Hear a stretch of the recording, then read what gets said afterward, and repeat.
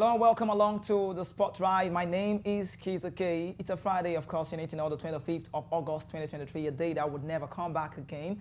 But thank God for life. Thank God for you as well, watching me right now on your TV screen. I think the Friday show for me, I love to say, comes with a different vibe. But let's go with the good news.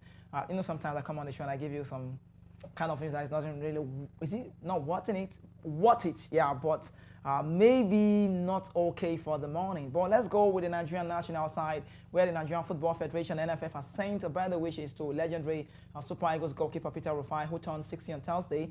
The NFF took to their Twitter handle to send their greetings to former international, saying happy 60th birthday to former Super Eagles goalkeeper and captain Peter Rufai, who is known as Dodo Mayana. Thank you for your services. Born in Lagos, Rufai started his career back in Nigeria playing for Stationary Stars and Famous Scorpions. He then moved to Benin Republic in 1986 with AS Dragon FCL Omen. He spent 6 years in Belgium with KSC Lokeren Ulster Vlaanderen 2 and KSK Beveren in the Belgian outfit. And back in 1983, he made his debut with the senior national team, won 1994 AFCON, and featured at the 1994 and 1998 World Cup respectively. And that's for Peter Rufai. Dodo Mayana, do you know him? I think my dad tells me often about Peter Rufai. Was I really born when he was playing? I will not tell you, don't worry, I won't tell you. But I love to talk about Peter Rufai, a very good goalkeeper everybody knows. He mans the post very well. He was integral part of the team for 1994 World Cup in America. And that was the US in 94, I mean to say. So Peter Rufai, in the time, everybody knows he's a very good goalkeeper, and he's currently 60. Not long we celebrated JJ Okocha, who's 50.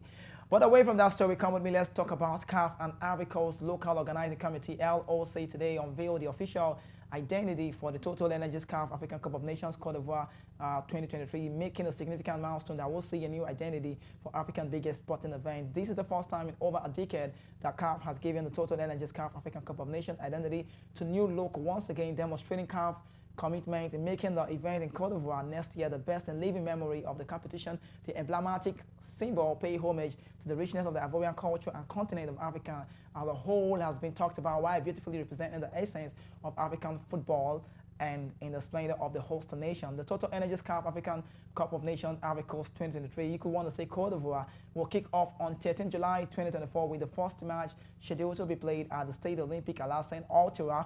And that's just what it is. Come with me now quickly on the show. Because of time, we need to run together and talk about athletics. I mean, how well do you know about athletics show? Nigeria International, my friend. I feel bad to say this, but, the job says you have to give it out, right? It is what it is. Nigeria Tobi Amusan failed to defend her World Athletic Championship title after finishing 6th in Thursday's final in Budapest, Hungary. Amusan returned to the time, of 12.62, which wasn't enough to earn her a place on the podium. Amusan was dethroned by 2015 champion Daniel Williams of Jamaica, who won the gold medal after clocking the season best of 12.43 seconds. Puerto Rico's Jamin Camacho Quinn also won the silver medal with time of 12.44 seconds, while the bronze went to Kenny Harrison of the United States, who returned at the time of 12.46 seconds. Amusan did not get the best of preparations for this year's World Athletic Championship, which could be attributed to her poor performance in Budapest. Last month, the 26-year-old was charged by Athletic Integrity Unit AIU for missed 3 sipping tests in 12 months. The AIU eventually cleared Amusan to compete at the 23 World Athletic Championship, which began on Saturday.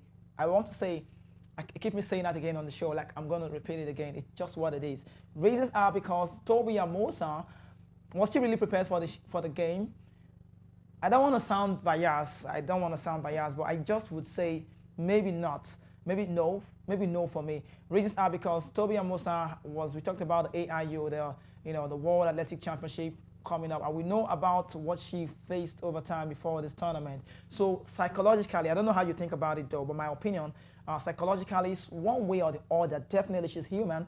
She's got blood running through her veins, and this is really a talk point, really, because Tobi Amusan, I know, wanted to defend that championship right there in Budapest in Hungary, but at the moment, it's just not something we can look into. That's history, so maybe she has to go back again and make things right for herself. But moving on the show, former Ferrari driver Felipe Massa said on Thursday, talking about Formula One, he will fight to the end to be declared 2008 Formula One World Champion instead of Britain's Lewis Hamilton. Reuters revealed last week that the Brazilian has started legal action against Formula One and the governing body FIA, seeking substantial damages resulting from alleged conspiracy that denied him the title. Massa, who retired in 2017, was leading the 2008 Singapore Grand Prix when follow Brazilian Nelson Piquet Jr. deliberated crashed his Renault into the wall on lap 14 and 61 lap race. The crash triggered the safety car and then benefited his teammate Fernando Alonso, who went on to win, while Massa failed to score after a boggled pit stop.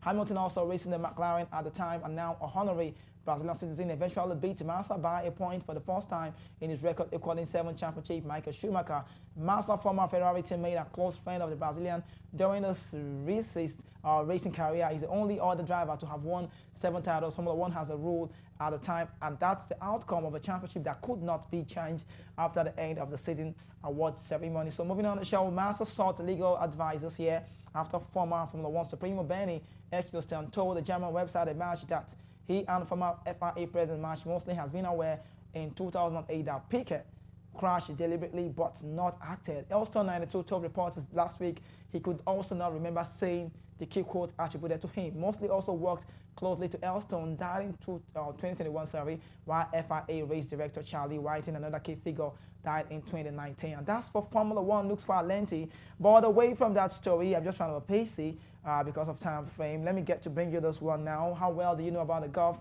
Like I said, Daddy tells me golf is for the rich men. Or maybe wealthy man, right? So defending champion Rory McIlroy was reportedly battling a back injury ahead of Thursday's opening round of the Eden in US PGA Tour Championship, where top-ranked Scotty Scheffler enjoyed a 2-stroke lead. The Golf Channel, citing unnamed sources, reported that 4-time major winner from Northern Ireland injured a muscle on his lower back while at home on Monday and had not practiced or played since then. So Rory McIlroy was considering withdrawing from the 30-year player, withdrawing from the game from the 30-player event, according to reports. But after treatment season on Thursday, hitting 20 balls on the driving range, he now finally decided to play the opening round at East Lake, Atlanta. The Tour Championship was awarded an $18 million playoff bonus prize to the winner based on one season point. It begins with a staggered set, and that's for Formula One, for the world of golf, with a staggered set. And this man has got to say score stats based on season points, with Scheffler set to open later on the 10 under. You talk about golf, I made you understand all the time. It's all about on the par, 10 under par, 5 under par, 7 under par. I mean, we're really going under par for world of golf. Now, Norway's Victor Hovland next on 8 under, and McIlroy third, in that's on 7. If he withdraws, McIlroy would finish 30th on the final lap point list for a $500,000 last place payouts. Last year, Rory McIlroy also charged back in the final round to edge Scheffler for the title. McIlroy, who has last won Scottish Open for a 24th PGA Tour title, has used a new putter the past 2 weeks, but was expected to go back to his former, more regular putter this week. And that's for golf. Now, the US Open is still very much on. Let's talk tennis now, where defending champion Carlos Alcaraz could face a quarterfinal rematch against Jannik Sinner just at the US Open, with former championship champion, Daniil Medvedev also in the top half of the men's draw released on Thursday. The final Grand Slam of the season, which starts on Monday, will see three-time champion Novak Djokovic, the Serbian international, returning to Flushing Meadows after missing last year's because of travel restriction over his refusal to be vaccinated against COVID. The Serbian international, Novak Djokovic, seated second behind Alcaraz, faces Alex de Minaur of France in the first round, and a victory in the match will assure Djokovic of a return to world number 1, regardless of Alcaraz's performance in the tournament that will culminate with the men's final on 10th September. Moving on as well on the show, Alcaraz, world champion, will open his title defense against Germany, Dominic Koepfer. Medvedev as well, who lifted the trophy back in 2021 to deny Djokovic a calendar Grand Slam, is seeded third and drawn in the same quarters with 8th-seeded Andrei Rublev. 4th seed Olga Rune and returning finalist Casper Ruud share a second in the bottom half. And that's what I've got for you in that part of the show. Now let's talk about another one that feels to be a story for me. I feel so sorry for Shandike. Yeah, I feel so sorry for Shandike. It got me thinking, how would they cope right now at the moment? I want to share this with you. Alexa will be set for a spell on the sideline after sustaining an injury in Everton's Premier League clash against Aston Villa last week. Iwobi was first off during the toughest disappointing defeat to Unai Emery's side at the Villa Park. Now the Nigerian international has already been ruled out of this weekend clash against Wolverhampton Wanderers at the Goodison Park. Manager Shandike revealed that it will be hurt his hamstring against Aston Villa and will be out for a few weeks. The versatile midfielder featured in all Everton 38 Premier League games last season. And it's a blow. Is it a blow? Yes, for me, it's a blow. Goodison Park is the venue. They play against Wolverhampton side. Now, let's move on with the Premier League news.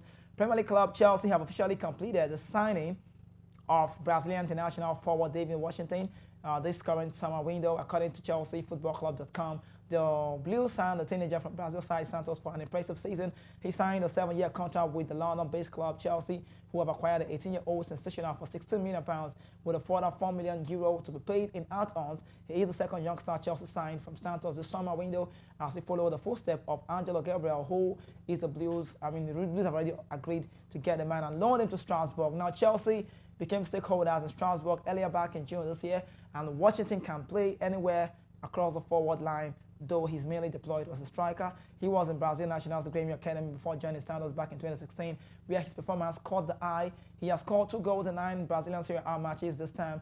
Now, Chelsea currently sits 15 on the Premier League table with 1 point from 2 games on the division. I don't want to move to the next phase without talking about Chelsea. You might be wondering, what is really Chelsea? What are they really trying to do? The team is, a club like Chelsea is trying to make sure that they keep things straight. Manager Mauricio Pochettino has just got to sign this guy. Chelsea has the grace and Chelsea has got the accolade on that signing. But I feel like Pochettino has got his 9th signing, who happens to be David Washington from Santos. Now, you heard me say about Gabriel. The question is, why is Chelsea signing all those guys for a long period of time? What is Todd Boehly trying to do? What are they trying to get out of all this? The thing is, it's a risk stuff. I know how revenue works for club owners. I know they want a return of investment, the ROI, like they want to call it. I know how this works, but for Chelsea now, the year contract is 7. Bernard Banashil has got a long contract. Mikhailo Modric has got a long contract. Who else is there? Enzo Fernandez has a long contract. These guys are trying to see that they keep these players for a long time. It doesn't really mean they will have to spend the whole of the year signed at the club. No. How does it work for club owners? Let me talk from the perspective of club owners. What they do is they get to sign you in a very young age, give you a long-term contract, and if you live up to expectations, it means that they can sell you 4 years and you have 3 years left. And if you're signing them from another club, it means you're going to be buying out the contract. So if you're buying out the contract for a player who has signed a long-term deal with that certain amount, like you heard me say £17.1 million, you have to spend more higher than that amount. So this guy who have made a move from Chelsea, if he lives up to expectation, talking about David Washington, then Todd Boehly might be making a very cool business. But what's the risk for the club? If the guy doesn't live up to expectations and he signed a long-term contract, then it's a blow for the club. But let's talk about world champions Manchester City, who have signed Belgian international winger Jeremy Doku from French club Rennes on a 5-year deal on Thursday. When I say Rennes, some feel like it doesn't sound cool. If you want to go with French pronunciation, maybe Rennes it's fine. But let's do it with English, right? Because I speak English. Winger Jeremy Doku from French club Rennes on a 5-year contract on Thursday. Doku 21 was reportedly cost the club side, £55 million. Doku scored 12 goals and 92 appearances for Rennes after making his breakthrough as a teenager with Anderlecht in the homeland. He becomes City third signing of the transfer window after Croatian international though Mateo Kovacic and Josko Vardio, the treble winner, were in the market for a winger to replace the departed Riyad Mahrez, who joined Saudi pro side Al Ahly. City are also expected to add a midfielder before the window shuts on 4 September to cover the absence of Kevin De Bruyne, who is set to miss out of 4 months due to a hamstring injury. Wolves, Matheus Nunes and Crystal Palace, Berisha Eze are reportedly target after interest in West Ham. Lucas Paqueta collapsed due to Football Association investigation into possible breach of betting regulation by the Brazilian outfit. Moving on as well, let's talk about Spanish centre-back Emerick Laporte has left Man City to join Saudi Arabia side Al Nassr. The two clubs announced on Thursday financial details were not disclosed, but British media reported that Al Nassr paid transfer fee of £27.5 million. That's approximately £25 million for the 29-year-old defender who had 2 years left on his City contract. I feel so bad he needs to go. He wants more playing time for himself. And right now, Laporte is Al Nassr's 6th major signing, foreign signing in the close season after Sadio Mane, Marcelo Brozovic, Alex Telles, Seko Fofana, and Otavio. The club signed Cristiano Ronaldo last season, signed in the January transfer window of the 2017-2018 season from the Athletic Bilbao side. So this is a signing for the club. I like to go that again. Ronaldo is the big name for the club. The club signed Cristiano Ronaldo last season, signed in January transfer window of 2017-2018 season with Athletic.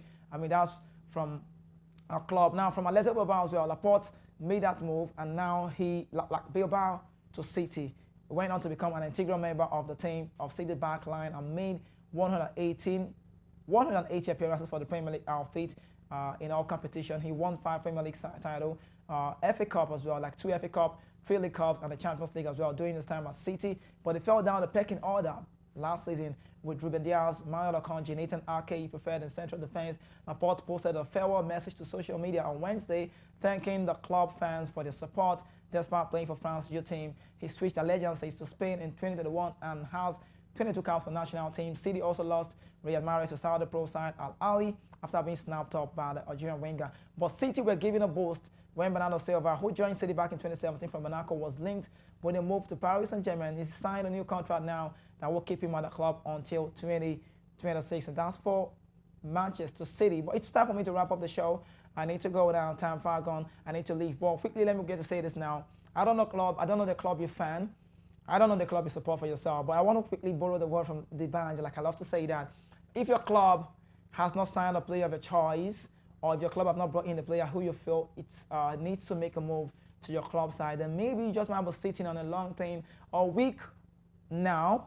The transfer window comes to a close. Today is 25th already, so you need to know September 1st it comes to a close. And if, like I rightly said, your club have not got to sign a player of a choice, then maybe you're not ready for the season. It takes me back to talk about Manchester United quickly before I leave the show. Man United feels to be in a shambolic manner for me. I love to say that. Reasons are because one of the biggest signings they ever got this season is Mason Mount, who moved from Chelsea. And Mason Mount now is out for 3 to 6 weeks. So he returns to return back when international break is over. And they play against Nottingham Forest for the week. That's on Sunday. It's a very big game. So what is manager Erik ten Hag doing? For me, maybe not really keeping things right, because the Glazer family does not want to sell the club, and that is really affecting the club with the likes of Mason Greenwood saga. Just a whole lot to talk about. But it's a Friday. I need to go. Like I made you understand, the Friday vibes happens to be a very different one. But let me take out this time to say a very big shout out to the guys keeping it cool behind the scene. You know, the La Coca master, to say, Manfred, I see you. And also my amiable producer, of course, you need to know that very, wonderful guy, James, keeping it real for me. Then what about the man that taps the system all the time? Enter Master, I see you as well. Thank you, Paul. Thank you, Shex, as well. Thank you to everyone who is keeping it cool right here for me on the show to make it fly. I really want to say thank you. But I'll be back again to talk sports for you on Monday, hopefully by God's willing to make it right for you. But for now, this is Voice of the People Television. Get it locked, don't go anywhere. Keep watching us. We have got a whole lot of interesting program coming your way. Signing out, my name is Kizzy K. I want to say that if you're not doing it right, and you are definitely doing it wrong, I'm out for now. Peace out.